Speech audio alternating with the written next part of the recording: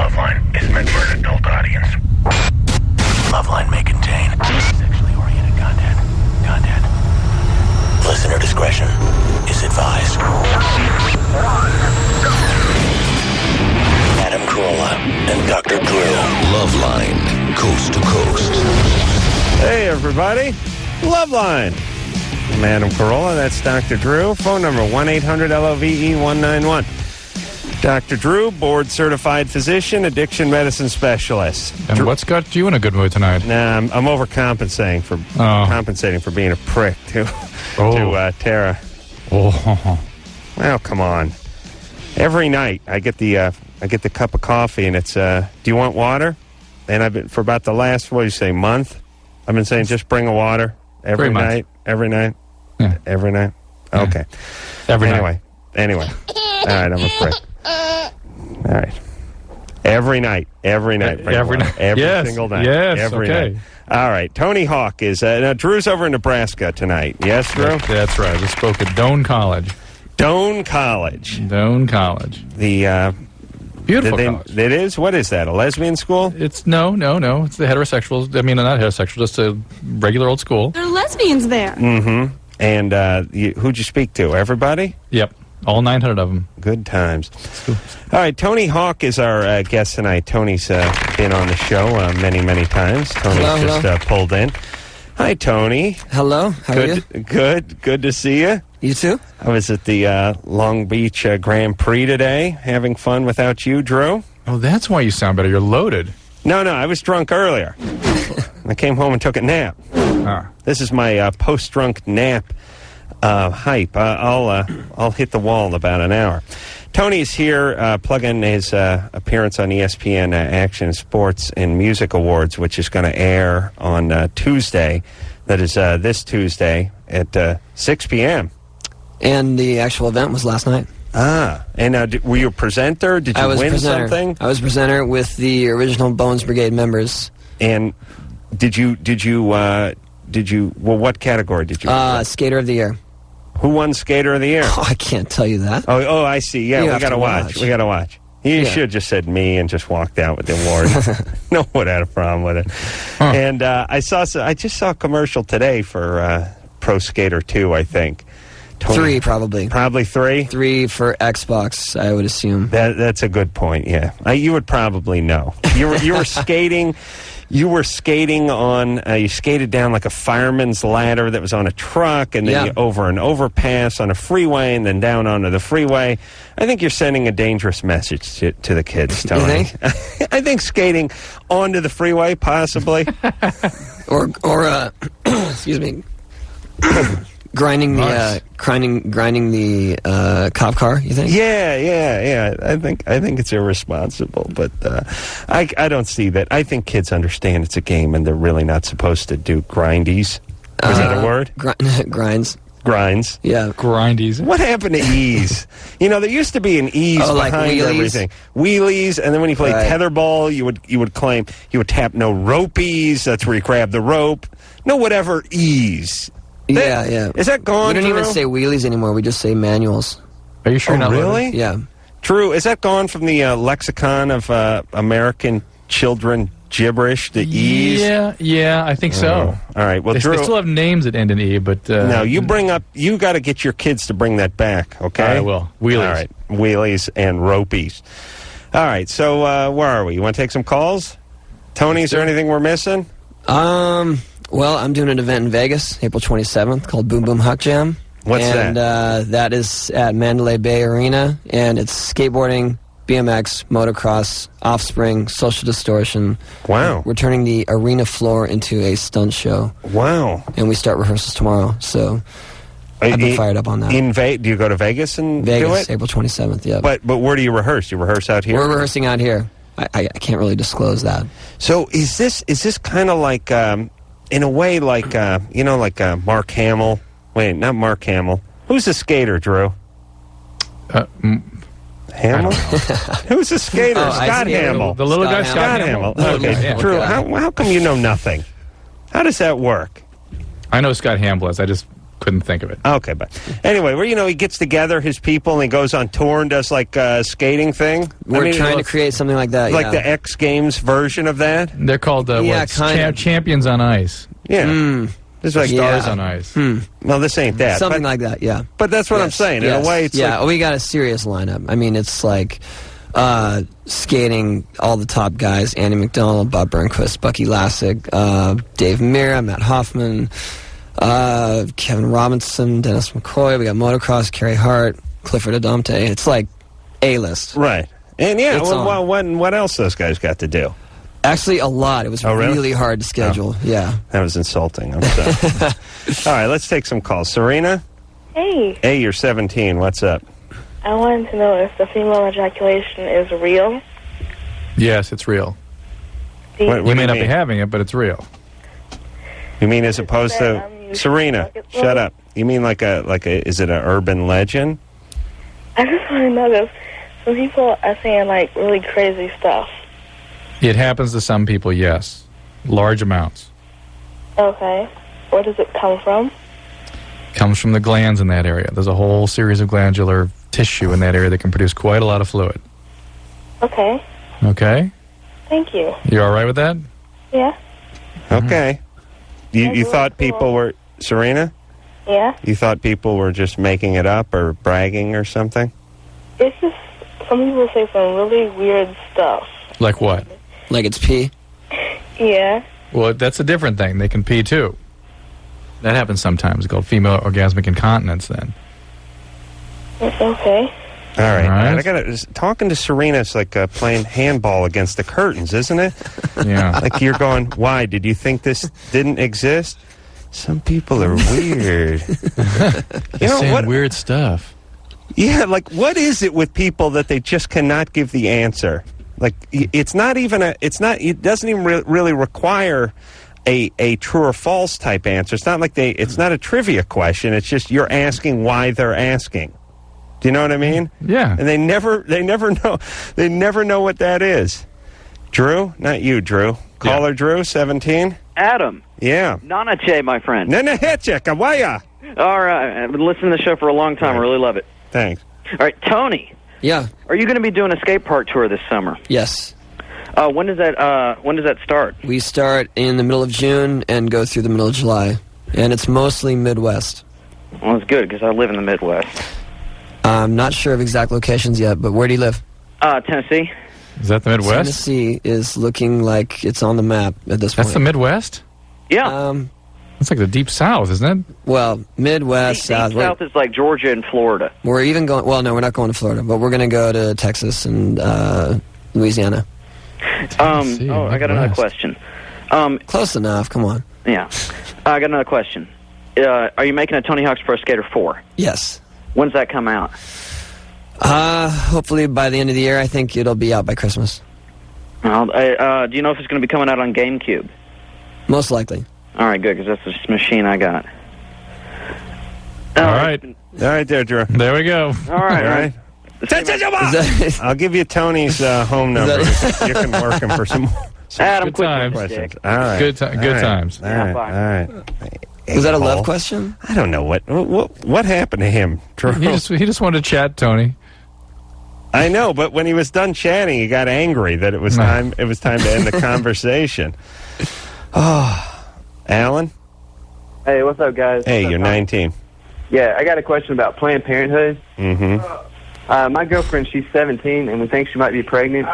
She's 2 weeks late on her period, and the EPP test came up positive. That'd be about it. Okay, but the question is, she don't want her parents to find out. Oh my God! Right. All right, wait a second. Who's he? Al Sharpton with this with this reverence behind him? Yes, sir. Oh my God! Oh my God! She may be pregnant. That's true. Took the EPD. PD. 2 weeks, Miss Period. Do you think that guy will go with them to Planned Parenthood? Yes, he will. Jesus Christ. Yes, confident. He can go there confidentially. That no one after the age of 14 in most states, she's entitled to confidential health care. So there you go. Can we? Is it possible that we just talk to somebody Do you know what I mean, Drew? You mean just Like, actually doesn't have communicate? the TV on in the background, or their drunken Jethro Bodine brother like yelling stuff in the background. Let's try Donna. She's 16. Donna. Hi. Thank you for taking my call. I just wanted to know, is there something wrong with like a vibe I'm putting out to attract like the wrong guys? Because I seem like I always attract like the wrong guys, where like they end up breaking up with me or cheating on me, or like. And it only lasts for, like, that's not attracting the wrong guys. That's going out with the wrong guys. I mean, am I doing something to get the wrong guys? Like, I always seem to get the guys with a bad past and who are always in trouble, or... Why do you go out with those guys? Just because you attract them doesn't mean you have to go out with them. I know. It's just I can't seem to find anybody who's, like, normal. Well, because you're always going out with the bad guys. I don't know. Well, you're not attracted to the guys who live in the slow lane, like me and Drew. Actually, we've pulled over to the shoulder of life. Oh, my God. Not even on the freeway. But, I mean, you wouldn't be attracted to the guy who studied hard and got good grades and didn't get into trouble and all that stuff, right? Well, it depends. I mean... That's a no. No. Well, you're cute, right? Yeah, I think I am. And guys are interested in you. Yeah, it just seems like I always... the wrong ones are. It's well, like, you're attracted to the sort of bad boy types, right? Yeah, and I don't know why. I just seem to be... But you can't be surprised when the bad boy types end up being bad boys, can you? No, not really. Right. You're not going to change them. It just doesn't happen that way. Ever. And I had another question. I was smoking like about a pound a day with like a day with like friends, not just by myself, and like of weed. And then hold on. You stopped. can't smoke a pound a day. Friends. Not by myself, with like friends, like almost like every day. A pound? Yeah. And with like 2 months later, and like 2 months later. Hold on a second. I mean, she was smoking a pound a day, but she was with 185 heshers, Right. or was she with 5 people? The entire island of Jamaica shared with her that pound. Yeah, a pound is a ton of weed. Yeah. I mean, who's purchasing that? How much is a pound of weed? I mean, a quarter ounce, a half an ounce is like $100 or $120 or something like that. I mean, it's a lot. Drew, how much? Seriously. Wait a minute, Donna. Do you really? How do you know it's a pound of weed? I don't know. Like everybody says it is, so I guess you just go by looking at it. Who buys it? Judge by that. Pound of weed is like a pillowcase full of weed. I usually got it around 400, and like all of us would pitch in. It was like a big group of us, and I was $400 a day? Where'd you come up with $400? No. 400 is like a couple of ounces, isn't it? Well, I got it cheaper because first we had connections. It was like a big group of us, and we all like a Costco discount. Yeah. But every day they would spend $400? About crazy. About roughly, not really. How many friends? Like about 17 people.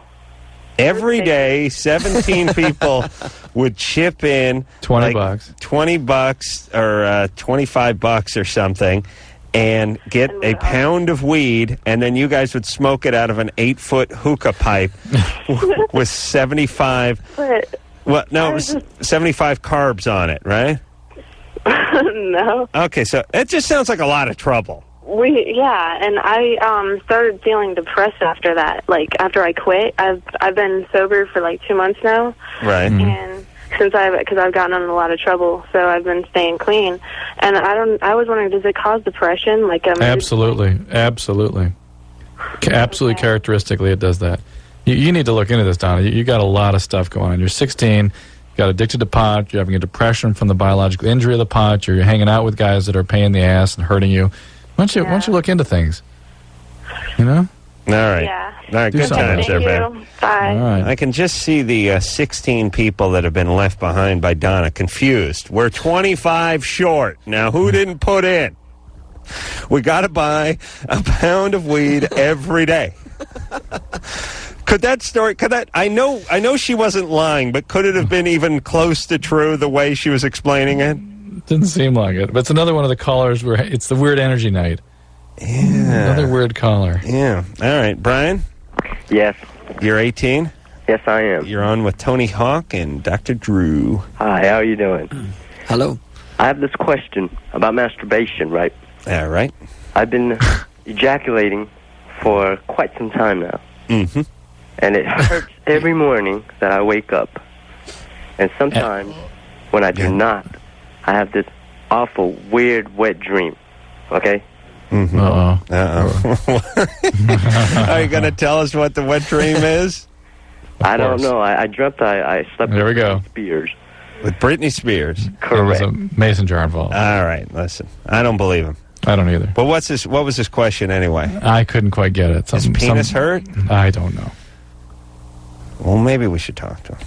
No. Well, Brian, yes. what is your question? My question is, why does it hurt when you masturbate, and when you have sex, it doesn't hurt? Why does it hurt when you Lubricant? masturbate? Perhaps. No. You mean afterwards it hurts? I don't know. I keep putting him on hold because I don't want to talk to him. Brian, Yeah. you mean one more afterward, question, one more right? question. No. Listen, no. One more question. You didn't give an answer to his first question. You have to want an answer to your question if you're going to call this show. What That's happened right. to Alan? Just I got hang up. rid of him. Oh, I thought we were talking to Matt for some reason. No, we're talking to David now. Oh, all We're trying to find someone we can talk to. You said it yourself. All right, David, Yeah, that would be me. what's up? Nothing much. How you guys doing? Good. I just got a question. It's actually probably something you guys may not be able to help me with, but you've been pretty good. All right. That's a great way to start. Oh my God! No, You guys are going to get shocked by this one. No, listen. You guys can't help me, so I don't know why I'm asking. He had an impulse, and I think you ought to go with it. I'm going to take his word for it. No, he's our only caller. Let's check it out. You don't want to talk to George? No. All right. How can't we help you, David? Hey, I wasn't trying to be negative now. All right. I have a friend that I've just recently made friends with, like for about 2 months, and it's a girl, obviously, but You like her? well, I do. Yeah. She's a great person, but you're into her. Whatever, you're into well, I don't have feelings for her like sexually. her. Right? I think that'll eventually develop. Yeah. You think it'll eventually develop into that? Well, she comes to me for problems instead of going to best friends that she's had for years. All right, but you like her. You have a crush on her. Yeah. Fine. You've been cast as the rescuer. So all the a-holes that hurt her, all the bad people in her life she can come and tell you about. But, well, I mean, I don't understand how she could trust me in just such a short time. Because she needs a rescuer. Well, how does she know- A how does she victim... know- Well, how does she know I'm not that asshole? How does she because- know? Because you sit there and take Yeah, an her asshole stuff, would not listen to that stuff for 2 minutes. You pansy. Asshole would have tried giving her the finger by now, by the way, too. Yeah. You're not trying anything. Yeah, and she needs a rescuer, and she needs to be a victim, and she needs a victimizer. That's how people with that psychology operate. And she lost one of her rescuers, and she's found you. All right, You're a well- better... But maybe she'll like him. Do you think she might like you, David? It's tough to tell because it's in the work environment that I work in. I work with a lot of people that are still in high school. I mean, I'm not much older. I'm 20, but high school people are directly different than people that are in college. She's in high school? No, she's actually out of high school with me. She's a year younger than me. Why? Oh, a Loveline reenactment. Oh. Loveline reenactment. Here we go. All right. Here we go. All You right. you be me. Go ahead, Drew. I be you? Yeah, you're Okay, me. Go ahead. So you like her, that's why, right? Mm-hmm. Is she younger than you? Drew, come on now. Listen up. Which part do you want to Jesus get into? Christ. You say, do you think she likes you? Do you think she likes you? Well, it's hard to tell because I work in an environment where there's a lot of high school age kids, so it's difficult to tell. Though I'm not much older than they are. I'm only 20. Is she in high school? No, she's not. She's a year younger than me. She's 19 and a half. Oh, okay. Oh, I'm glad we got that all worked out. Woo, straighten that one out. So she's pretty hot for him, but she's playing coy. Hey, David, Yeah. does she like you? I'm not good at that kind of thing. You don't know. No. Even though she's graduated never high move school. On me. She's never asked me to go out with her. She's never done anything like that. She will never do that. That's guaranteed. All right, well, you're the one that has to do that. You better ask her out soon. But if she has a boyfriend, that's like. Oh, does she has a boyfriend now? And that's that she comes to me when. Oh, okay. You see, she doesn't like you. David, she doesn't like you. Not into you. Well, that's what I'm asking. Why would she come to me instead of going to her best friend? Don't worry. Because she needs a male rescuer, and you're around, and you listen, and you'll put on that role. That's it. That's all you got to be. How many times, Tony, Drew, and Adam, have you gone through that thing, like when you're in high school, and even like in your mid and early 20s, where you're going, yeah, but if she doesn't like me, why would she call all the time? Or how come when we're walking, like sometimes she just like makes excuses to like she'll jump on my back and want a piggyback ride, or she'll this or she'll that. Like, how many times you gone through that scenario in your head between the ages of like 14 and 30? You're like my brother. Oh, God. But, I mean, it's like just at the point when you realize, look, they're not interested in you, you think, but why? Why do they keep, why? It's to keep the dance alive. It keeps it alive. Why? Yeah. It's to keep it going, because it's at the point where you're deciding, look, this ain't going to work. She's got a guy. I've known her for 2 years. I've been banging my head against the wall. I'm going to move on. Forget about this. And then it's like, then she feeds you a little line, you know? And even when you tell her how you feel, and there might be a short time of uncomfortableness, Right. she comes back. Oh, yeah. Yeah, people like attention, and right. But this is one of the triangular situations. Oh, with victimizer. this is the and devil's rescuer. triangle, Drew. Yeah. And, hey. I just think we could resurrect this. Write that down, Drew. Hey. Boo, boo, boo. Got it. All right, Yogi. And David will be around. David will be around for another 5 years with this. Yes. She'll go through 8 or 10 boyfriends, and David will still be hanging around. All right, let's take a little break. Tony Hawk is our guest tonight. Drew's over there in Nebraska, and we'll be right back after this.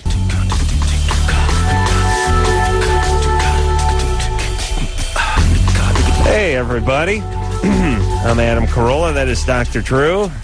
Dr. Drew's in Nebraska tonight, but that's just as good as him being here, really. We tend to argue less, right, Drew? Good, it's true. I was just looking at the University of Nebraska picture from the 70 and 71 national championship team. Mm-hmm. It was a lot easier to be an athlete when we were in athletics. Yeah. You know what I'm saying? You could be white. You could be under 500 pounds. It was great. It's pathetic. All right, Tony Hawk is here, and Patrick Fugit just came in. Patrick is from Almost Famous, which was one of my favorite movies of a year or so ago. And Patrick, I don't remember if you were nominated or not, but if you weren't, you should have been for that role. Thanks. Not nominated. That's BS. Patrick was eating dinner tonight with Tony, and I guess you guys did the ESPN Music, Awards, Action Sports. Patrick was a presenter last night. Yeah. Drew, did you see Almost Famous? Oh, yeah. You did? Yep. Okay. Saw it twice. Saw it once on a plane where they left out the part with the near plane accident. I saw that too. Yeah, that was strange. It's like the turning point in the movie. Yeah. It was like, you know what? They did the same thing. The same thing with Rain Man on a plane. Really? They wouldn't show the scene where he freaked out before he got on the plane. Really? So it made no sense. Why were they driving across the country? Oh, really? Yeah. Yeah. Wow. You know, there should be like a separate section for those of us who are sort of atheists and not superstitious and like to watch an entire movie that we paid for. Or, like in the case of Rain Man, he didn't get on the plane, and if you're already on the plane, then what's the deal? Yeah. You know what I'm saying? Yeah. Well, probably because he was going through all the statistics. You know, right? Yeah, Qantas. Oh, right. Yeah, it's all that stuff about airlines that have crashed. Well, the thing is, I think about that scene before I get on a plane every time. Because for you it'd be an ironic thing if something Patrick happened have a mic? on a I plane. can't hear him. Oh, yeah, I'll there he talk is. Louder. There he is. No, I can't. You hear think him. they'll show Fight Club on an airplane with that one airplane scene? No. I don't think they'll show Fight Club in general. I don't think they'd even show Fight Club. Drew, can you still not hear Patrick? I got him now. Got it. Okay, good. All right. So anyway, where the hell were we? Robert? Yeah. You're 21? Yes, I am. You caught your mother and your fiancé kissing? Yes, sure did. Really? Yeah, actually I did. I came home from school, and it's kind of happened before, kisses on the cheeks, goodbye, long hugs, things like that. But it was kind of a little bit peculiar when I came home from school, and, we're ready to leave, and it was a long kiss, a long, long kiss, like a I'm not ready to leave you kind of kiss. In front of you? Yeah. Wait a minute. I put on my backpack, and I was walking out the door. I turned around, let's go, honey, and there it was. I mean... Are you sure you weren't misinterpreting what you were seeing? No, it's happened before, and kisses on the cheeks. Yeah, like I said, hugs, things like that. I know. Hold on, Inspector Detector. Boy, I've said it once. I say it again. We have the world's dumbest callers on this show, and I would put them against any show, national or regional, because Inspector Detector Robert over here is going, oh no, it's happened before. Kisses on the cheeks, hugs. Well, the stuff you do with your grandma. Yeah. Like, what's his point? What do you mean kisses on the cheeks and hugs? That's not lesbian activity. Believe me, I've seen enough of these movies. I know what goes on with the lesbians. Robert? Yeah. Why even bring up kisses on the cheek? It's just, is it a homosexual thing? I mean, it's a kiss, it's a long kiss. Yeah, listen, all of Europe kisses guys on the cheek. It doesn't mean when only half of them are blowing each other in Europe, maybe 3/4, but it's not all of them, is what I'm saying. It's my mom, my fiance, and it's just... You're a little freaked out about this, Robert. Yeah, why? Why are you so uptight about this kind of thing? I just don't know. It's just something that, you find on Springer or something. I just don't want to, it's just weird. It's just... I don't buy him. It's just a little bit strange to me. Is there ass grabbing? Yeah. No ass grabbing. Just, this is a kiss on the mouth. I mean, this isn't kisses, it was a kiss on the cheek, a long hug, but this is the kiss on the mouth goodbye, like, a long kiss goodbye. No tongue. He'd make a great attorney, great trial attorney. It's a long, passionate kiss goodbye. Oh,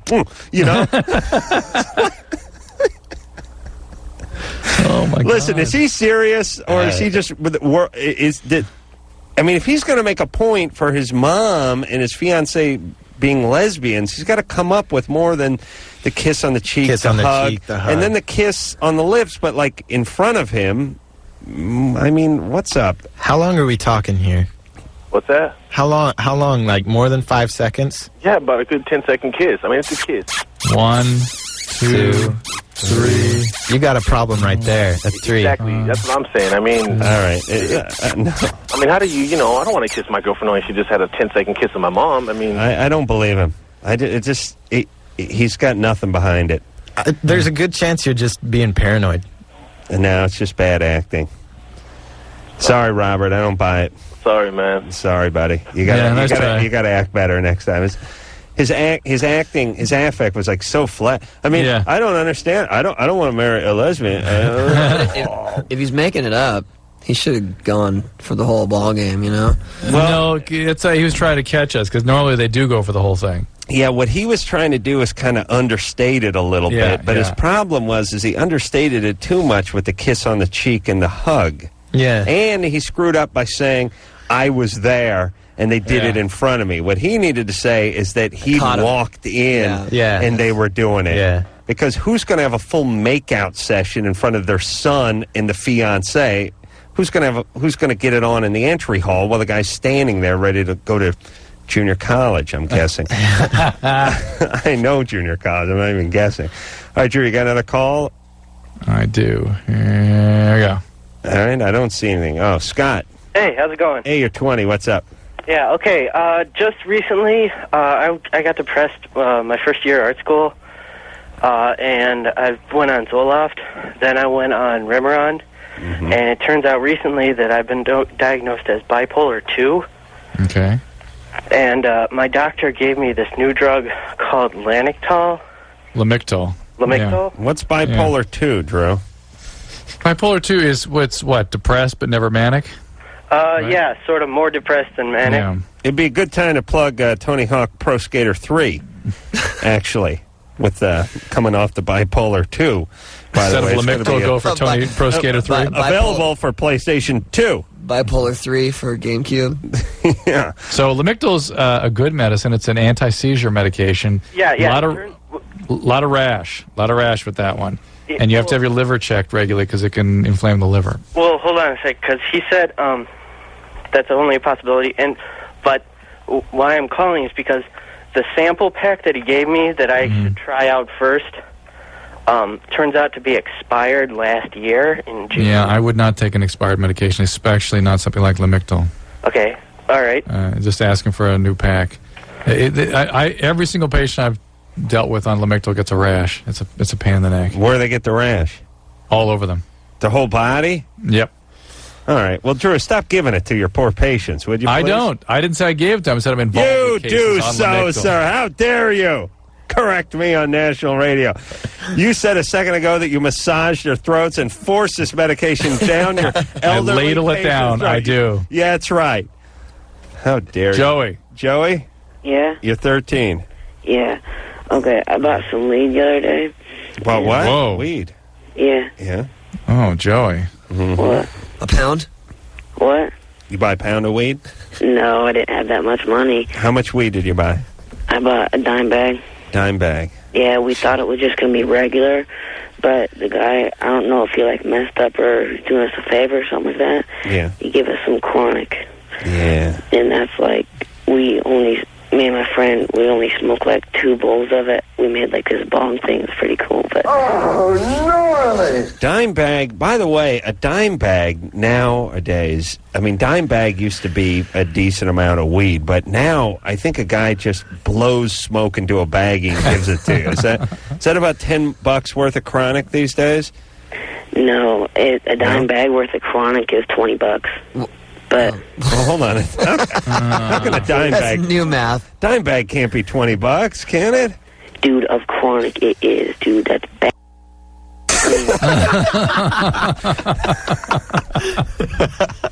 Oh, Joey.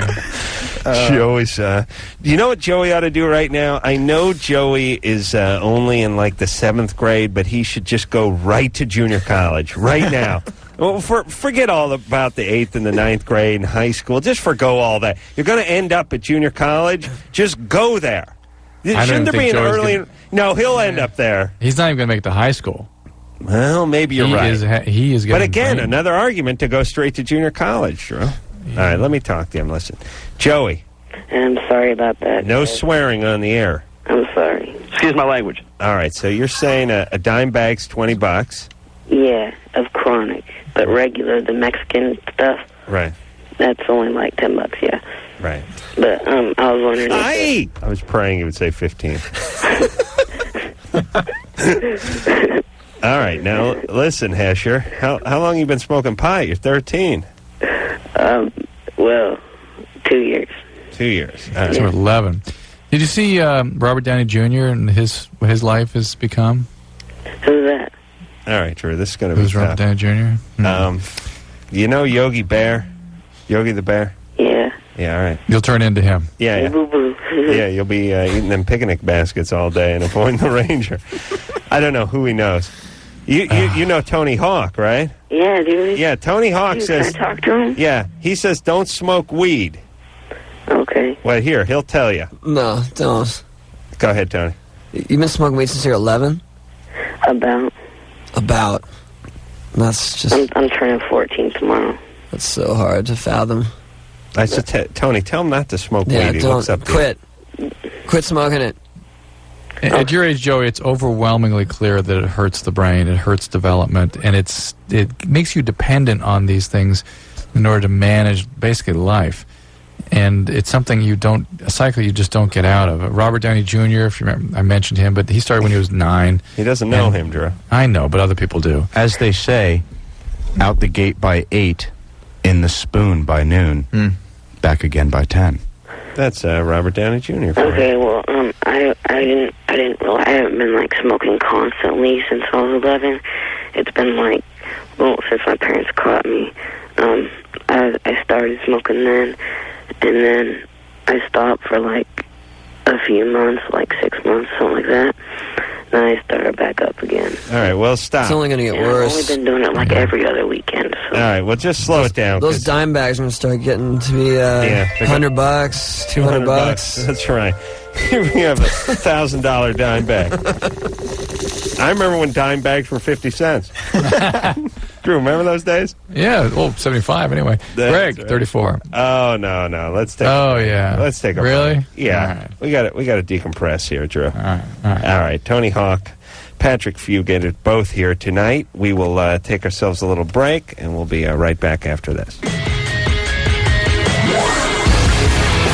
Hey, everybody. Loveline. I'm Adam Carolla. That is Dr. Drew. Tomorrow night's guest, Jeremy Piven. Jeremy has been in more movies than have actually been produced. I figured that out about 2 weeks ago. I got on the internet and realized he was the lead in Almost Famous. He was in every single movie. And actually, how many more than have actually been produced, Drew? You figured about 900, didn't you? Not 900 more than have been produced, or was it that many? I mean, it was 1,200 overall, I think it was. Oh, okay. Anyway. He will be in here tomorrow night. Patrick Fugate is here tonight from Almost Famous, and Tony Hawk is in here tonight from Tony Hawk and his skateboard. And they written a book, all these videos. Video games. Sorry, Drew. I know it. I beg your pardon. ESPN Action Sports and Music Awards, which is going to be airing on Tuesday, the 16th. That's this Tuesday. Patrick and Tony are both in on that, and that's what the connection is tonight. All right, so let's talk to Greg, who's 34. Greg? Yeah. What's up? How you doing, Dr. Drew? How you doing, Adam? Good. Hey, Greg. Good. I got an ex-girlfriend that I met in recovery. Her sister is also in recovery. And the ex-girlfriend started drinking and doing dope, so that's how she became the ex. Mm-hmm. And she became lesbian. I don't know if she was lesbian or before or not, or just got that way with her neighbor. And it turns out it's a crack house. She's got 2 kids, 14 and 15 years old. Yeah. And why is that funny? It's funny because it's like it just keeps going. Oh, it's a mess. Yeah. It's a mess. I'll try to make a long story short. The police get called out there, I guess, about 60 times in the past year for fights and. Now that's where Adam draws the line. Yes, out to the crack house or out to her house. Well, that is her house. Oh, she's living in the crack house. Why don't the police bust? 4-family, and there's fights and different activity, and it's a mess. Mm-hmm. Okay, the kids live there. And every once in a while, she calls me. Now, I'm still friends with the sister, who's still in recovery. Mm-hmm. And I get stories from the sister on how the kids are suspended from school. They're on probation. Mm. And I get calls from the ex, like once a month, asking me, well, what are you doing? And I say, well, I'm doing the deal. What are you doing? Oh, well, you know. This is the sober. Is this the sober one who calls you once a month, or the one who's in the crack house? No, the sober one. I see the sober one like every couple of days. We're friends. All right. So, listen, are you worried about the kids? I'm worried about the kids more than anything. I mean, the ex, if she wants to do what she wants to do, then she's going to find out the hard way. All right. Well, so what's your question? All you can really do is get some sort of social agency in there to try to get the kids out. Okay. That's all you can do. The sister tried that, and it got to be a mess in court. I don't know what the deal was with that. And the other idea is what social agency? What about one of those kids? At least one of them's got to be an addict, right? Yeah. Why don't you take one of them into recovery? Okay, go with you to meetings, get them connected with a support group. They can get away from that crazy house. It's interesting in abject, horrible situations. With some kids, a single positive relationship outside of the home can make all the difference. It's thought that perhaps the kids with secure attachments early on, rather with an ambivalent or avoidant attachments when they were real young, if they had secure attachments, even when they get into these horrible situations, they can reattach to someone successfully and pull themselves out of this. So why don't you bring them over to a recovery meeting? All right. Oh, God. I don't know. I feel real sorry for these guys who get hooked up with these horrible people, and then there's kids involved, and you want to wash your hands completely because the people are so effed up, but then you feel sorry for the kids, but if you get involved, then you get dragged back into it, and you don't really have any jurisdiction because there's no blood relationship. He's got to be careful. Yeah, he's got to be careful, too, because it can drag him back into drugs. Yeah. You know what? As it dawned on me as he was talking about the crack house, he was talking about the cops coming over there all the time. Yeah. It struck me that the people who don't want to see the cops the most seem to see them the most. Yeah. Do you know what I'm saying? Yes, yes. Like, it's part of being stupid, which is your job should be avoiding the cops because you're dealing crack or weed or doing whatever you're doing, pimping, whatever. Yet you get in these blowouts at 4 in the morning and the cops show up all the time. Ironically, the cops, Drew, could go over to your house and it would be no problem, right? You were there one night when they were there, in fact. Oh, they did show up at your place. That is right. What happened, Drew? Why did the cops show up at your house? We heard a gunshot, remember? Oh, you pussies called the cops. Oh, my God. I can't believe you called the cops. Some kid lit a firecracker 3 miles away in Glendale, and Drew ran to the phone crying. Police came up. They recognized me and they wanted to meet Adam, and Adam started yelling at him, "Get out of here!" Drew was crying, trying to hold the tears back. We've got someone down. There's been shots fired. Stat. Drew, please. I can't believe you did that. What a slap in the face. In fact, after Adam shooed away the cops, went, "Oh, I'm going to talk about your ass for 44 years on the radio. This is unacceptable." Well, I don't like the cops coming out for nothing. Mm-hmm. True. Heard someone fire a shot. Seriously. Cops come when Ozzy throws a ham at his neighbor. I think his wife threw it. Oh, yeah. Richard? Yeah. You're 19? Yeah. I got a question for Tony Hawk. Here he is. Yep. Yeah. How long did it take you to perfect the 900? Perfect? Well, it took me about 5 years of trying it off and on to finally make one. Oh, yeah. A lot of injuries. A lot of injuries on that? Mostly my ego, but... well, how often would you make it? I mean... How often would I, since I did make it the first time? Yeah. Well, yeah, I mean, when you did it, that was the X Games, right? Yeah. When you did it a couple years ago at the X Games, you'd made it before then. No. You've never made it. Never. I mean, alone, practicing? No. Oh, so that was it? That was it, yeah. I just assumed that you had made it, but not in competition or not with anyone around or any cameras rolling. Because every time I got that close and I finally tried to land it, I'd end up getting hurt. Like, I fractured a rib, I threw on my back a couple times. Oh, hey, Richard. Jeez, with the S word on the radio, all you tards, please. All right. So that was the first time you met. Now, since then, and that's been about 2.5, 3 years. Yeah, that was 99. How many times have you done it? About 10. 10 times, and what's your percentage? I mean, if I really go after it now and the ramp is right, I can usually nail it after a while. And it doesn't take as long to make one because I know I can do it already, and having that confidence really helps me. Right. And has anyone else done it? Not yet. No, a couple guys gotten close though. But you got to figure in years to come, in a way, the confidence that you have, knowing you did it, makes it a lot easier to do it again, sure. right? That's the whole evolution of skating, It's whole evolution of like basketball and BMX and freestyle dirt bike riding and everything. Know that stuff is possible. Yeah, surgery. Now that people know that stuff's possible, those are the basics. The stuff that was revolutionary 10 years ago is the stuff that kids learned their first year of skating. Right.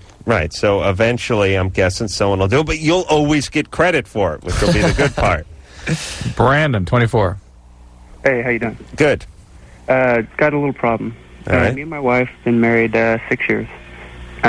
She has never achieved orgasm through oral sex or intercourse whatsoever. Mm-hmm. Although with through her own stimulation, vibrator or bathtub, she can do it. I see. Good times. All right.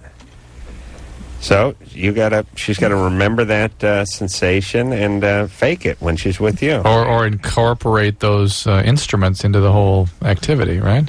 Yeah.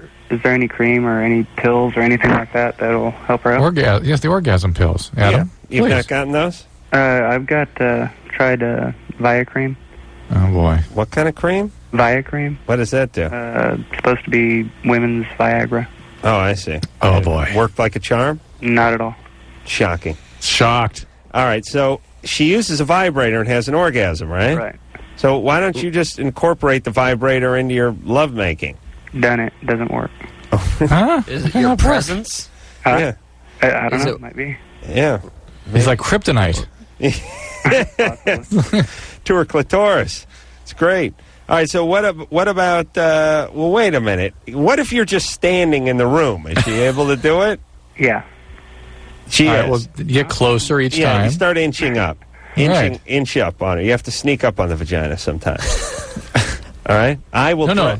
Sometimes. Not sneak up. Have one orgasm when he's like 10 feet away, then the next one when he's like 8 feet away, and the next one. That's what I'm saying. I'm Baby saying stepping. you keep sliding up, and it helps if you dress as a giant vagina. The vagina feels more comfortable that way. Amongst its peers. Yes. Oh my God. Well, you know when you study wildlife, Drew, you know you get a big. Oh my God. Get a big moose outfit or something, and you smear a little moose urine on you or something. You know, you don't wear taffeta when you're out there studying. Yeah. That's what I'm studying nature. That's what I'm saying. Yeah. I say you just like, you know what I would do is I'd be like sprung. I'd be like coiled. And as soon as she broke into the orgasm, I would just dive on her and claim it as my own. Yeah, that's that's a good plan. Like when a home run ball goes into the stands and you and a bunch of drunk guys fight over it, I'd come up with that ball. I'd be holding the orgasm up over my head. Yeah, I'm going to sell it on eBay. All right, we're going to take a little break. Patrick Fugit is here, and so is Tony Hawk. We'll be right back after this.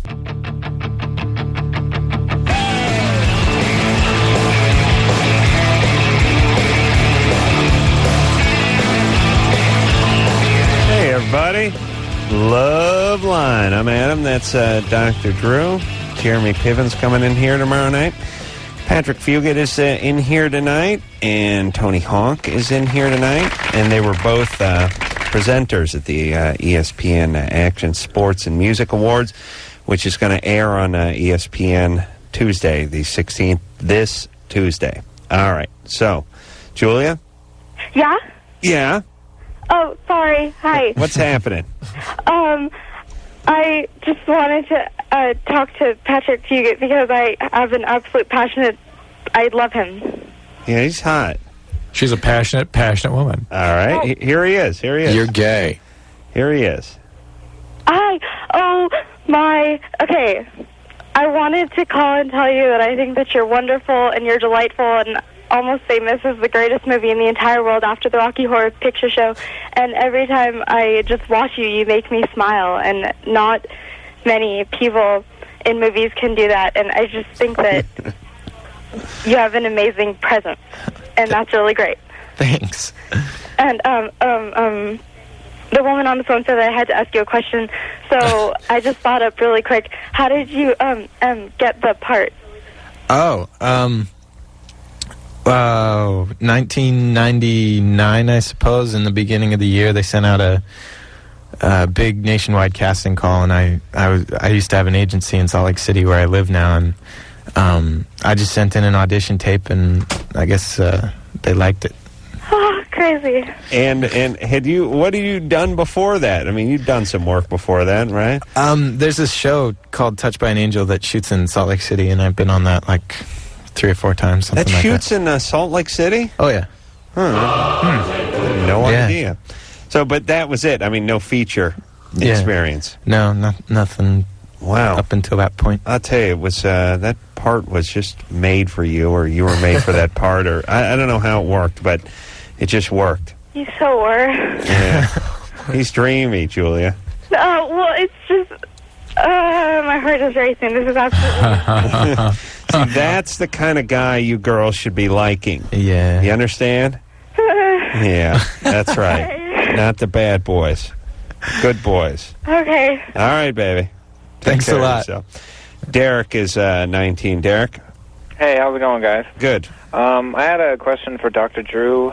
About a little more than a month ago, we took ecstasy. We took it out about 9 o'clock. Usually we come down about 2 or 3, which is what happened that night. We took probably another quarter pill, and normally it doesn't work, but for some reason it brought us all right back up.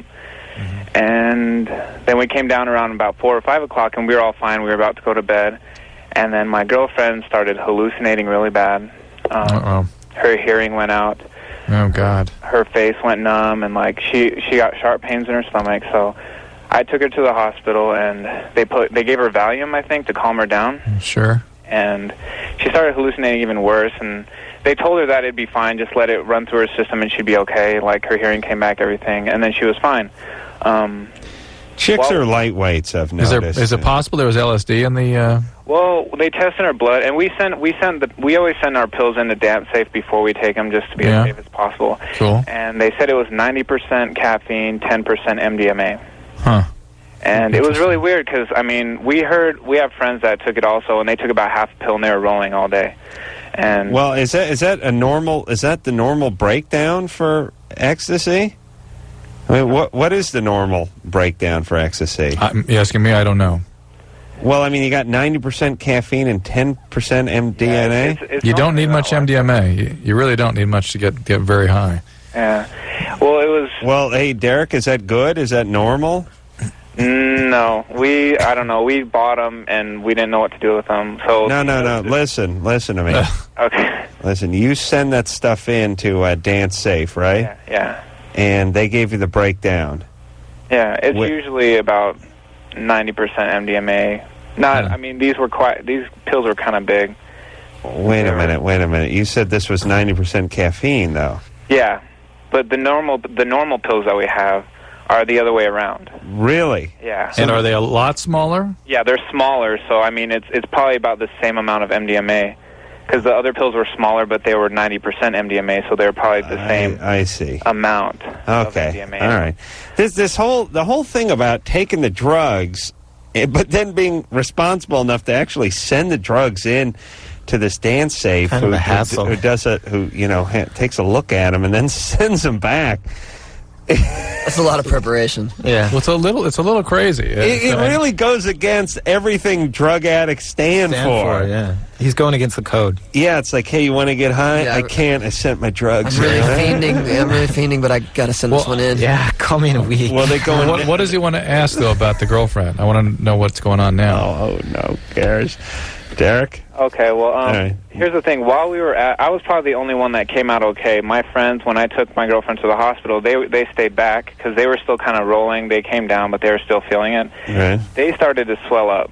Like, their ankles, everything started to swell up, and I was the only one that was okay. So, anyway, so they sent us back home after a couple hours. They just left her there, and, everything was okay. I was pretty much okay, but, like, for the next week, I couldn't sleep because I would twitch so hard that it would wake me up. Wow. And that was kind of the same situation with all our friends. But then here's my question. Those are basically nocturnal seizures. Yeah. Well, now we're okay. I mean, we all have memory problems now. It's really bad. Like that's not okay, Derek. That's not okay. And you're going to see some mood problems too. Ecstasy damages the limbic area of the brain. Yeah. That's what it does. Well, here's my question. It's been about a little over than a month, and my girlfriend has probably happened 2 or 3 times. It'll just come out of nowhere, and she'll start hallucinating again.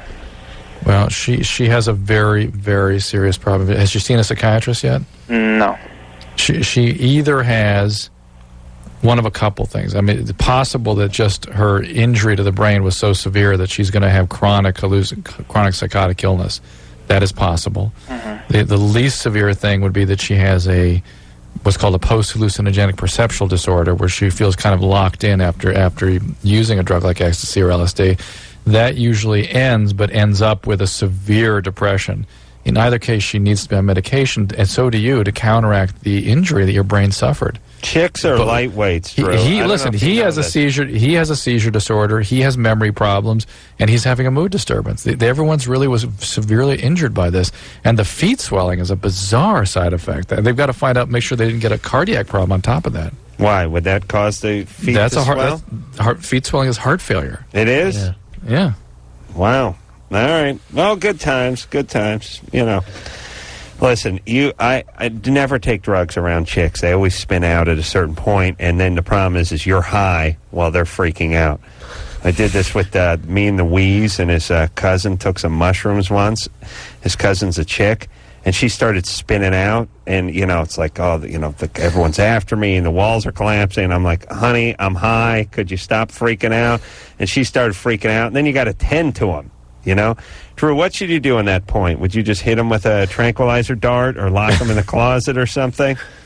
Drew? What would I do? What would you do? I'm just saying there's a lot of guys that are lightweights, but there's many more women are lightweights, and you should not be doing drugs with them. Thank you. George? And I know a lot of guys do it to get laid, but they can't get a boner. It doesn't work. Just keep the women away from the drugs. George? Yeah. You're 14? Yeah. What's up? I have a question for Tony Hawk. Here he is. Yeah. Yeah. What kept you going all those years of skating? What kept me going? Yeah. Learning new stuff. That's what kept me going. Just always knowing that there's something new to do. There's something new to try. And that's still the case. I just don't learn them as quickly as I used to. Also, the 90% caffeine and the 10% MDMA. Actually, staying away from that really helped me the to money keep going. got him going, too. No, definitely not the money, not the because I skated through the deadest of times. Really? Yeah. That's the thing. When I was a kid, people, to be a pro skater, to dream of being a pro skater, there was no financial gain of that. The pro skaters were the ones that were working at skate shops. They're a role model for you. Yeah, it was just a title you held. Right. Yeah. I mean, nowadays, kids look at skating and they say, I could be a pro skater, I could make money, I could have a career. Yeah. There was no career choice. Well, I mean, you got, free junk. You got free junk. If you won a contest, you won $150. Sounds like pretty good money. I mean... And that means you maybe have to travel to Texas to get that. Oh, really? On your own expense. They end up spending $100. Yeah, but you could buy 7.5 dime bags with that money. Or one. Depends on depending on how good it is. Right. George? Yeah? You got to keep them dreams alive, buddy. All right. You want to be a skater? Yeah. Yeah, just keep challenging yourself, Don't worry about where you stand, where you compare to everyone else. Just keep trying to keep it interesting for yourself. All right. That's right. I have Listen, I got to give this message out to all the kids, like the commercials, like the tennis shoe commercials. See, the battle goes on within yourself, man. You know what I'm saying? You're your greatest competition. That's the only thing you have to worry about until you get your ass kicked by someone else in competition. Thank you. All right. Go ahead there, George. Yeah. About the weed crap. Yeah, the weed. Actually, they have the bags are a little bit smaller now. They get smaller because it's hard to get. I see. Yeah. Okay. Bags are smaller. Inflation? So, okay, so they're going to be going to $30. 30. The dimes 30. are going to 30s now. Yeah. All right there, buddy.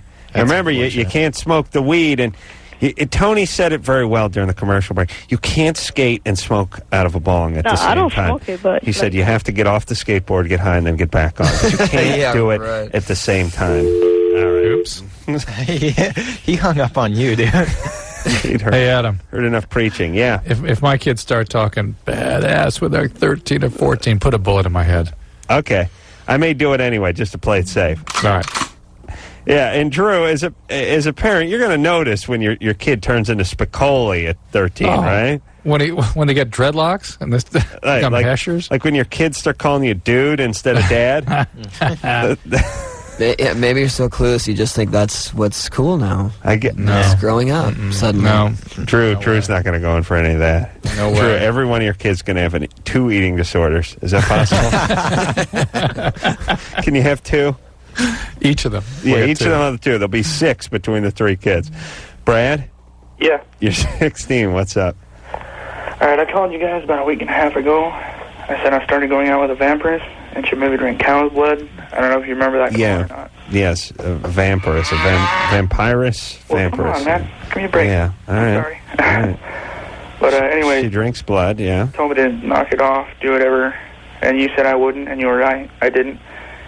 But Right. she's getting into this whole biting thing. She's getting in the biting thing. And it hurts, but it feels good, too, and I like it. All right. But here's the problem. Mm-hmm. I had a bunch of letters she'd written me. They were totally vampired out, whatever. Right. And my buddies at the sheriff's department went through it and got them. And now they think I'm 5150. Well, wait a minute. You're 16 years old, right? Yeah. How many buddies at the sheriff's department do you have? I work there. You work at the sheriff's department? Yeah. What do you do? What do you do at 16? I'm an explorer. Oh, okay. You're like a junior sheriff, right? Yeah. Does that pay, or is that like a volunteer thing? Volunteer. Oh, okay. So you don't really work there, but you're planning on being a sheriff one day, right? I hope so. Okay.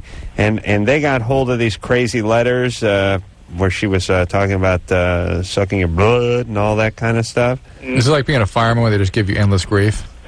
Exactly. I would imagine, yeah. 50, call me psycho. Right. Always ask me, hey, do you believe in vampires, dude? Right, well, they're trying to sort of break you out of your spell that this girl's got you under. It's like she's some Svengali that has you hypnotized into thinking this is a worthwhile relationship. Yeah, Brad, what's up with you? You and Elvira your buddies over here? Buddies are just trying to do you a favor to wake you up and smack you out of they're it. trying to abuse you. Don't get them Yeah, wrong. but they're going to smack him out of it a little bit, too. Yeah. So what's up? See, well, I enjoy the whole, Do you like the biting stuff? Yes.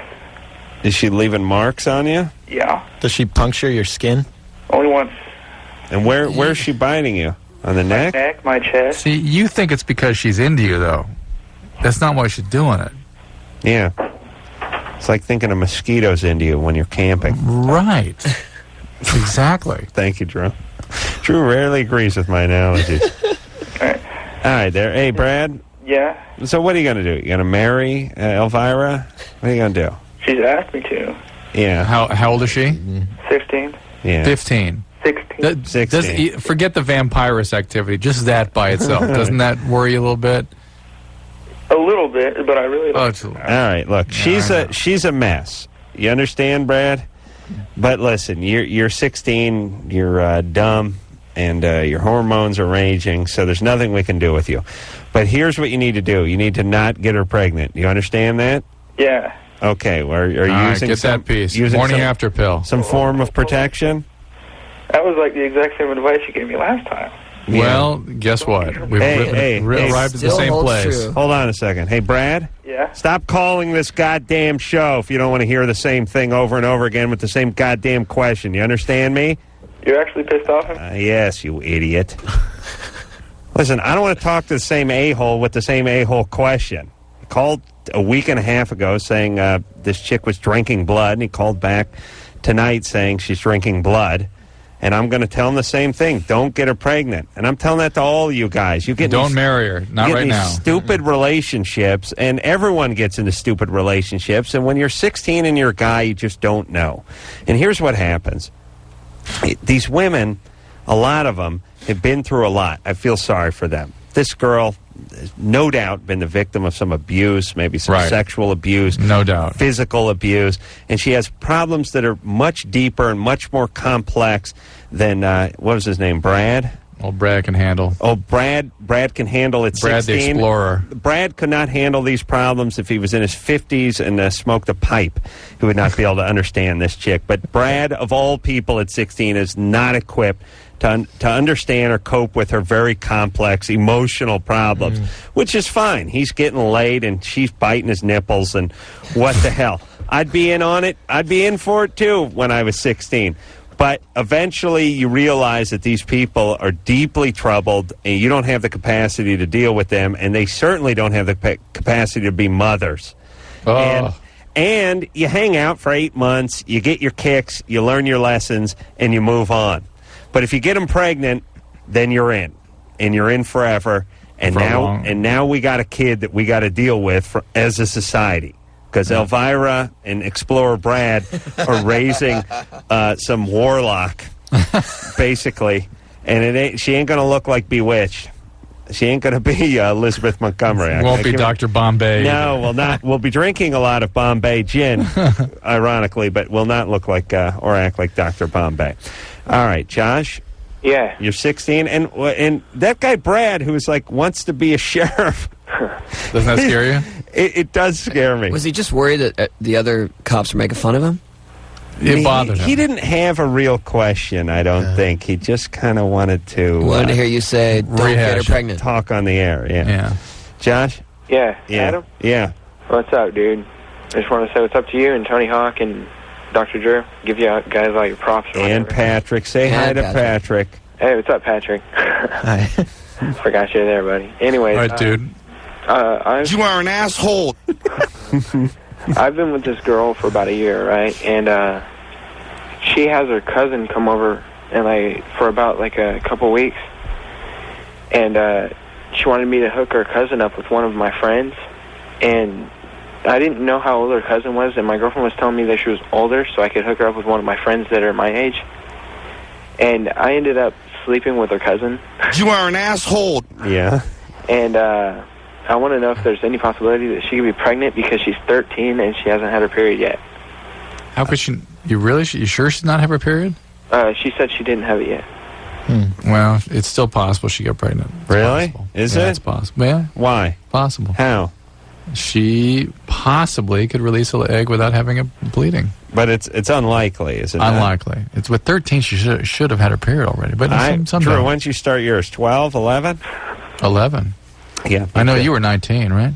Yeah, I was a late bloomer. Yeah. Well, I had a cyst on my ovary. It's a long story. It's personal. I don't want to get into it, but they cut it out with a laser. I got it in Lucite. I use it as a paperweight now. It keeps me grounded. Every time I start getting my head up in the clouds, I look back at that cyst that was lasered off in that Lucite on my desk, and I'm grounded again, man. Oh, yeah. Hey, Josh? Yeah. Well, that was nice of you to bang your girlfriend's cousin. Does your girlfriend know about this? She should now. Right now? Yeah, she's listening? I'm not sure. I hope not. Are you high? What are you doing? Well, I guess he figured. Well, he's Hey, listen to Loveline tomorrow night. I might be on. He's calling from Bakersfield, so he has nothing to live for. Okay, all right, you're right. Hey, Josh? Yeah. Okay. I don't think she's pregnant. How long ago was this? This is about 2 days ago. Mm-hmm. And no protection, huh? No. Why not? Oh, because he's dumb. How about that morning after pill? The morning after pill? You've had time to do it. You have 72-hour window to get that. So I would have one more day to get that, right? Yeah. Where is she? Where's the cousin? She's still at my girlfriend's house. Okay. Having a summer party listening to this. You figure she's told her by now, right? Right. Okay. Well, you wanted to break up with your girlfriend anyway, or? Well, I still like her a lot, but... Your girlfriend? Yeah. And I don't want to get back for the 13-year-old after I found out after we did it or whatever. What are you using for protection with the girlfriend? With my girlfriend, condoms. All right. You didn't figure you needed them? But my girlfriend wasn't on the pill, and the 13-year-old said she was on the pill, but she really wasn't. Oh boy! All right. Yeah, boy. Drew, I'm gonna try to keep him on the line. I'm gonna lock in his coordinates. I'm going in for a little carpet bombing here. Excellent. My fantasy. Here's my fantasy for this show. After September 11th, they just had those F-18s in the air constantly over New York. My fantasy is to have a squadron, F-14s, F-18s, whatever, just constantly in the air over America. And as we talk to these people, I lock in my coordinates and I just call in strikes. And we just take out the whole. Sometimes you're going to take out a neighbor house or two, occasionally take down a church or supermarket. I mean, that's what we call collateral damage, but it's acceptable damages, because, under the circumstances. Yeah, and, most of the time the neighbor's up to no good, too, or at least that's the way I rationalize it. You know what I'm saying? You take out the block, you send a message. What if you got more entities that are spread out amongst the same city? Well, that's... they tend not to do that, though. Oh, they tend to congregate. They tend to congregate. Okay. All right. And that's... and then what I have them do, what I'm going to have them do as well is when they're just in the air and I'm not calling in any coordinates for them to hit, I'm going to leave it to their own discretion. Like if they see a car up on cinder blocks in the driveway... And a police car pulling up 2 times in one night? Yeah, go ahead and just strafe. Just take that house up. Just strafe. Maybe there's someone in there, maybe there's not. Little message. I'm thinking, Drew, I'm going to use that A-10, that Warthog. The one with the Gatling gun that shoots the spent uranium. Nice. Yeah, because that way it's not as big a chance of fire unless we catch a gas pipe or something like that, all right? Hey, but I've already forgot that caller's name. He needs to call Planned Parenthood. And in California now, you can get it from some pharmacies, the morning after pill, that is, without a prescription. He is in California, even though we don't like to admit it. Bakersfield. And the number there is 1-888-NOT-2-LATE. 1-888-NOT-2-LATE. They can refer you to pharmacies that may be able to get that morning after pill for you. And you need to do it the sooner the better. It's more effective the sooner you use it after the sex. And Josh, he didn't seem to have a big problem with his girlfriend finding out that they had sex with her cousin, which is a little disturbing, but he's still in love with her. Drew, we're going to take a break here, buddy. Okay, all right. All right, so I'll put Michelle on hold. I put Michelle on hold. Patrick Fugit is here tonight, as well as Tony Hawk. Drew's over there in Nebraska. Drew, you going to be in tomorrow night? I shall. All right, we'll be right back.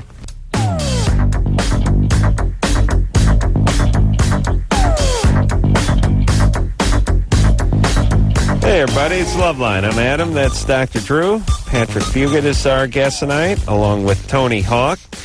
Tony and Patrick are both going to be at the ESPN Action Sports and Music Awards, which is going to air on Tuesday night, April 16th on ESPN. And also, Tony is doing this Boom Boom Huck Jam thing, which is Saturday the 27th, and it's going to be at the Mandalay Bay Arena. And this is skate, BMX, motocross. Offspring are playing? Offspring, Social Distortion. Oh, all right. Listen. You should go there just to see the bands. I mean, not that the skating. I'm saying not that the skating and BMX and motocross isn't great, but just see Offspring and Social Distortion is worth the price of admission. Yeah, and we're going to be riding while they're playing. So. Oh, really? Fun, yeah. All right, you go there and drop that 90% caffeine, 10% MDMA, and just have a whale of a time. That's again Vegas, April 27th, Mandalay Bay. Michelle? Yeah. You're 18. What's up? I've been in a relationship with this guy for about 3 years, and he just recently went to the military. And before then, I had gotten pregnant and had an incomplete miscarriage. It was very tough for me. And the week that he found out that I hadn't had my miscarriage yet, and then later on I did, and then we weren't together. It's like an on and off relationship. And right now he's still in the military, and I was wondering, because we have our problems and all that stuff, and I just wanted to know, like, when enough is enough. About 2 years ago. I'm confused. Well, we fight all the time. Why isn't enough the point at which the relationship doesn't work, the point at which you're Well, we have fighting, a lot of problems within the family. His mom hates me. Pretty much. She found out about the miscarriage, although she thought it was an abortion. And she's threatening to tell my parents and all this stuff. And we just, we petty fight about that kind of stuff all the time. Yeah. And it's at the breaking point. He tells me he loves me, all that stuff. He calls me all the time, like every other day. But I'm just, I don't know, like, what to do at this point because I'm just about to graduate. And I go to junior college. Yeah. All right. Well, listen. He's in the military. You guys been going out for 3 years? Yeah. That's enough. Yeah. That's enough. How old is he now? He's 18 too. Okay, but relationships that start when you're 15 really not supposed to last forever. Yeah. You're different. You're just sort of experimenting. You don't know who you are yet. I know it seems like the one and only, but it isn't. And probably you guys, when you're 25, this kind of relationship, this person. It would never get to this point of acrimony, of unpleasantness, because 2 weeks into the relationship, if it wasn't working, you'd end it. And then at your age, you let it go for 2 years. Yeah. Yeah, you don't know any better. I mean, look, it's that way in life. I mean, think about all the crap, and include you with this, Drew. Like when we first started doing Loveline, the TV show, think about all the crap we took. Think about all the idiots we listened to.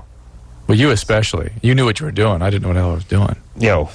Drew was practically retarded back then. Drew, one of my favorite stories. that first day. Stone Stanley, who are were the producers of our show, who are they're good enough guys, but they're not TV geniuses. They just crank out crap. I mean, let's face it. They make money. They're businessmen. And, like I said, nice enough guys. But, they're not in it for the art. They're in it for the buck. And they came up to us, and Drew said, Drew, tell them what you said, you kiss ass. Go ahead, give it to What me. did I say? We're looking for direction. We crave direction. We crave input. I'm a taskmaster. Whatever you say, we want to learn. We want to know. So whatever your input is, we want to hear it, and that's what we're going to do. And Drew, what'd I say? Wait a minute. I beg your pardon. You can kiss my ass. I said, look, I think of myself as a genius, and Drew's an idiot. Don't give me any input. I'm fine. Drew, how much money do you owe me for all this stuff, by the way, Drew? How much? How much? I can't. Incalculable. Can it be? My life is indebted to you, okay? But listen, I have a more interesting experience. Do you remember the first show we ever filmed on TV? And we took our first commercial break, and you leaned up to me and went, hey, come on. How long have you been doing this radio show? Yeah. You're like a wooden Indian here. What's going on? Yeah. And you know what? I got some hate mail from wooden Indians comparing you to them. They were very insulted. Yeah. There's a strong association of wooden Indians. Those were the lost episodes. Oh, they were? Yeah. All right. Well, anyway, the point is all that junk that was acceptable, whatever career you're in, at X amount of years ago, as you move on, it's not acceptable anymore. And then that's part of growth. It's so much easier to say no now, too. Absolutely. You're doing just like, no, absolutely. I don't wanna go through that BS. Well, think of what you would have done. I mean, I don't want to turn everything into a monetary thing, but I mean, what you would have done for $500 X amount of years ago, you would have driven across country and done some gay porn and come back. I mean, on a skateboard, but gay porn skateboard. Yeah, but it's huge, actually. Yeah, it's a niche market, Drew, but it's big. And Tony has a name that lends it. Tony has a name that lends itself. Yeah, to it's already got a poor name. Tony Hawk doing gay stuff on a skateboard. Plus, it's easier to move a guy around when he's on a skateboard if you just picture the gay love. But here's my point. She's been in with this guy. She doesn't know any different. She's been in with this guy since 15. He's kind of an idiot. He's off in the military. Her mom doesn't like it. Just call it quits and learn. It's pretty easy out if he's gone. Right. Yeah. He's in the military. What's he going to do? Mike? Yeah. You're 28? Yeah. Hey, appreciate the show. I think you guys do a lot of good stuff. Adam, I think you should put all your rantings onto a political platform, and I'd vote for you. Thank you. No. Yes. Just so Drew doesn't feel left out, I would say, yeah, you do good work too. Actually, I have a question about. Thank you for that patronizing comment. Yeah. My history is that I find myself constantly in these chaotic relationships, and I've heard you talk before about how certain personalities will be attracted to women who are chaotic, and it has to do with addictive personalities. There's addiction in my family history. I don't do any of that stuff, but I kind of supplement it with other activities like surfing and climbing and all the other stuff. And so you think you have the gene, you're just not doing drugs? Right. Okay. And I've gotten that far, but I can't figure out how it is I can... is there a way to train yourself to be attracted to a healthy person? Because I want that's what therapy is. And No, I know that's what therapy is. You change your sort of imprint, your physiologic imprint, in the process of therapy. And until you do that, if you can try to have a relationship with people you're not so driven to be with, but that may not work for you. Okay. But also the troubled women are much more attractive. I mean, they just are. They put on, they work harder being attractive. It's not a coincidence that these very alluring women are more screwed up. Screwed up women work harder. That's part of being screwed up. They're fiery. Yeah. Now, is it a case that do I attract them too? Because it seems like that's the only ones I attract. Sure. Yeah. Well, you're looking for them. They're coming to you. Kind of a two-way thing. But, Mike, I mean, what if you found a woman that was attractive but sort of a little bit slower and a little bit less insane? Would you be attracted to her, you think? Well, I can meet girls and women that I think are, they have certain attributes. Like, yeah, this is the kind of woman I want to raise my children, and this is a stable person. But then I don't have that. I don't know what is it, that limbic attraction or limbic resonance with. Yeah, but still though, you're sort of you tend to objectify women generally, and this is what I'm attracted to. This is one that's going to raise my kids.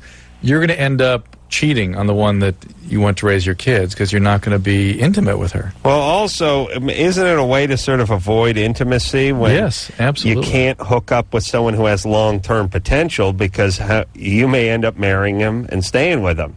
I mean, it's hard to dump somebody who would be a great mom and a great wife and all that stuff, so why get hooked up with them in the first place if you're having trouble with intimacy? So it's kind of a defense thing. I'd be afraid to. It's hard to know. Mike. It's hard to know. But like you talk to women who are only date guys who are married or only date guys that are in prison and crazy S like that. And when it all boils down to is they can't handle relationships, so they hook up with guys who can't have a relationship. And they know it's not going to last. Yeah, and Mike is talking about getting married and all that, but Mike's 28 and he's getting to that age, you know? And that's the way it goes. He'll be fine. He's asking the right questions. Lisa? Uh-huh. You're 24? Uh-huh. What's up? Okay, I've got a couple of questions. First off, okay, let me think how to word this. I've been on antibiotics for about, let's see, 3 weeks or so. Yeah. And I know it reduces the effectiveness of the pills. Mm-hmm. Okay. Birth control pill.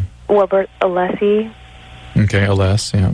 LS, Now, I was told by a few doctors, I called Planned Parenthood and asked how long it takes to get out of your system before it's, before your pill is effective again. And they said 3 days. First it was 3 days, and it was 3 weeks. So I'm just wondering. Next packet. The next packet? You got to wait till you start the next packet. Before it's actually Before it's safe. Yeah, you're supposed to use another means of contraception until you start the next packet. All right. I don't want to talk to her anymore. That's boring. All But right.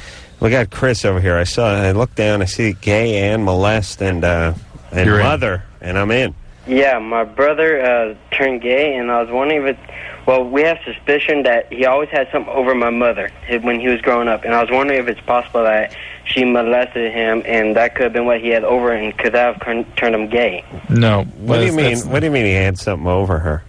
He always, I don't know, he always had something, like, if he wanted to do something, he was always able to do it. He had something, like, he would always, like, start to say something about something or something, and she would, like, say, okay, shut up, and, like, just give him whatever he wants. It's like, had something over, like, something happened. Like she felt guilty about something. Yeah, or she did something, and he knows about it or something, and I was just wondering if a mother molested a child, can that turn that child gay? But my brother turned gay, and me. Well, it could, but that's not what happened here. Plenty of gay guys running around who weren't molested by their mom, and up to 25%. I've heard this. And there are also tons of mom that cave into a particular child and feel guilty for various reasons that have nothing to do with molestation. Well, and there's plenty of brothers and sisters who feel like the other brother and sister gets the good mom and they get the bad mom. Yeah. I mean, isn't that the way it works? That's the way your family worked. I guess. Yeah. My sister thinks I was like Mr. Popular with my parents. That cracks me up. Oh, they were great. Yeah. That's right. What I get? I got the sports cars, the big college education. Yeah. I got the Schwinn instead of the Huffy, and I got the Levi's instead of the Toughskins. No, wait a minute. Let me think. Nope, was just the opposite. How dare she? Go ahead. Yeah, Chris. Your brother's gay. I wouldn't read into too much more than that. Or maybe something else happened to him that she was aware of that made her feel like he needed special handling. Who knows? But you can ask her. I'm just say, look, I notice he you. lives in a different state. I don't even talk to her really that much. All right. Well, that's fine. Oh boy. Well, what about the brother? Well, he was a big old drug addict that I knew of, and I don't know. I don't talk to him. I just know him. I hate him. Okay, good. Well, why are you concerned then? You'll never know. Yeah, and Chris, what are you doing? You're living in Bakersfield, buddy. Actually, oil though, but it's right above Bakersfield. All right, probably worse. Yeah, actually, yes, it is. Yeah, and that's not easy. No. Beirut makes fun of Bakersfield. Do you understand? Oh, that's. They laugh. That's where they go. They make fun. They go, we will send you to Bakersfield. And that's how they scare their kids. In Beirut, when the kids won't finish their meal and stuff, they go, we should send you to Bakersfield, and they all laugh, and the kids cry because they don't know. They think Dad's being serious. No, they do know. That's what's scary to them. Yeah, and take him to Bakersfield. That's right. We should have our hands cut off. That's from Kentucky Fried Movie. Yeah, I think. Detroit. Yeah, take him to Detroit. Oh, I love that Kentucky Fried Movie.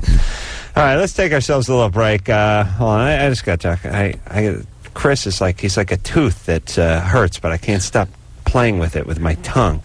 Chris? Yeah. Okay, so what are you doing over there in Bakersfield? I just work at a grocery store. Okay, you got to get out, buddy. You got to get out of that Bakersfield. Escape from Bakersfield. Well, I tried going to Navy, but I got sent home for flat feet. What's flat feet? Yeah. Do they really still do that? Oh, yeah. If your feet hurt you and you have flat feet, they'll send you home. How much arch do you need to stand on a ship? I don't know. I guess I don't have enough, though. Yeah, all right. I mean, get on your knees, scumbag! You're in the Navy. What are you doing? You're doing a little mopping. Maybe you're working in the galley. Maybe you're in some gun turret. Cooking porridge. Your feet hurt. Well, sit down. I mean, where are you going? The ship's only so big. I mean, how many miles are you putting on that ship? Yeah. You're just standing around. I don't understand that. And by the way, what are you supposed to do in real life with flat feet? Right. I mean, isn't there modern arch support in shoes now? You think Dr. Scholl's would pass military muster? Yeah, get some inserts. And by the way, yeah, if you can work at a grocery market with flat feet, it seems like you could work on a destroyer with flat feet. Or a submarine. Yeah. Yeah, where are you going? Okay. And by the way, will be my new policy. If you're too screwed up for the military, like you have psychological problems or flat feet or Ashken slaughter, whatever it is, we'll kill you. Because the deal is not good enough for the military, not good enough for society. That's how I'm going to have. I don't want the military's rejects, you understand? Unleashed on society. The military's like, this guy's got mental problems. Let's send him back into the community. No, my thing is either he cuts it at the military or we just put him down. You're doing a lot of damage to Bakersfield with your F-18s. Yeah, oh yeah. That's going to be the hub. It's ground zero. Bakersfield will be the hub. That will be like it'll be what Atlanta is to Delta. All right, we'll take a break. We'll be right back.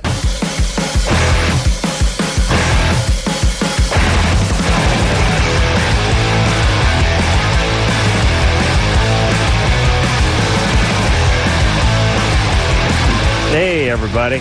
Loveline. Patrick Fugit is here, as well as Tony Hawk. Tony Hawk's got a bunch of things going on. Thing I really want to plug is Saturday, April 27th, Mandalay Bay. Offspring, Social Distortion, BMX, motocross, skating, everything. So if you're into that, Vegas, the 27th, Mandalay Bay. All right, you can call Ticketmaster to get tickets. Mandy? Hello? You're 22? Yep. What's up? Well, I had sex with this guy last night, and it didn't feel right. When we were done, I got up, turned on the light, and I saw that his penis was still erect, but it was bent. I see. Well, like how far? Like, bent like an L. Like an L? Oh. And you couldn't figure that out with the lights off? Well, it didn't feel right, but I just figured there was, maybe I wasn't wet enough or something. I know, but you didn't have any contact with his penis before it went in you? Nah. Really? I was really horny. And you just met the guy? No, I work with him. I know, but you'd never seen his penis before. No. Wow. I mean, so it's just some guy you work with, and the penis comes out and goes right in you with zero contact. Are you sure you didn't break it? Yeah, I'm sure I didn't break it. Or maybe it was a shame from having acted so impetuously. Yeah, it was hanging its head. It was hanging its head, exactly. Creating an L. Was it sort of like a hockey stick, or was it around the middle, the curve? It was around the middle. Weird. Yeah. And it was to the side? Yeah. The L. Well, it's probably a Peyronie's type syndrome. And if you just go vitamin E, like 800 units a day, that can sometimes get better. Yeah, except for probably not. No, it does. Surgery. No, really? no. That kind of curvature? Oh, Drew, please. Vitamin E never did anything. Yeah. Oh, how dare you, Drew? Colchicine is another thing they're using sometimes. Never one that looked like that. Hey, Mandy? Yeah. Did you take your pants off, or you just put a hole in them? Well, actually, I was in my pajamas. I see. All right. Are you guys dating now? Is it weird at work? No, we're not dating. I'm sorry, baby. How dare you? All right. No, I don't mean it like that. I just... Okay, take it easy now, baby. Is it weird seeing each other at work now, or no?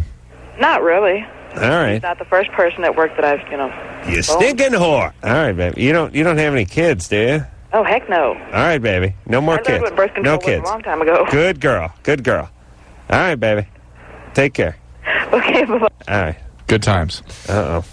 Jesus. She scared my penis, this one. This is Sam.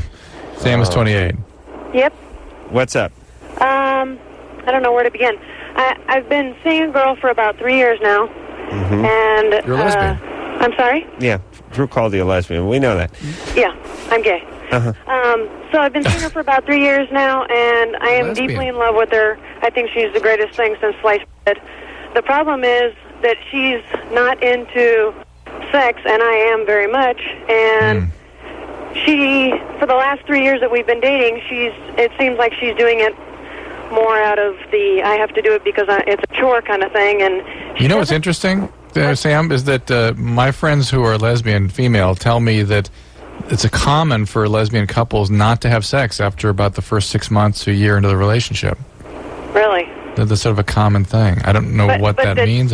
It's not so much that she doesn't want to have sex; it's that she feels nothing. She's like numb from the waist down. Yeah. Well, was she ever? She was sexually abused. No, she's not. She lived in the perfect silver spoon. No way. She did masturbate a lot when she was a kid.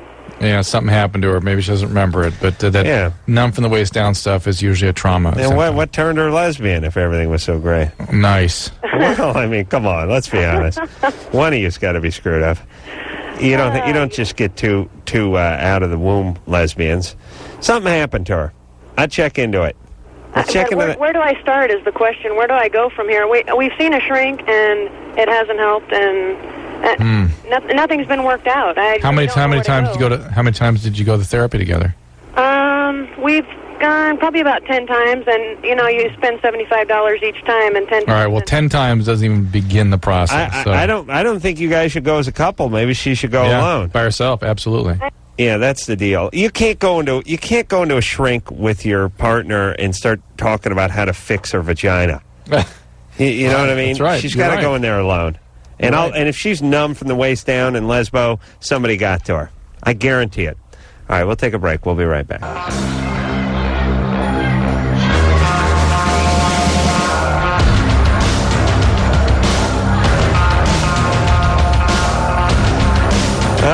I want to thank Patrick Fugit for coming in here, and I want to thank Tony Hawk for coming in here, and tell everyone to watch the ESPN Action Sports and Music Awards, which is going to air on Tuesday, the 16th on ESPN, and tell everyone to get out on the 27th. Was it Mandalay Bay? Mandalay Bay Arena.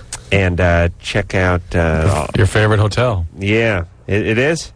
What's where your Four Seasons is? Yeah, Four Seasons. Oh, yeah, that's a good place, yeah. There's that one door you got to find in the lobby. Yeah, I always miss that really one. Hard to find. Yeah. Oh, I love that place.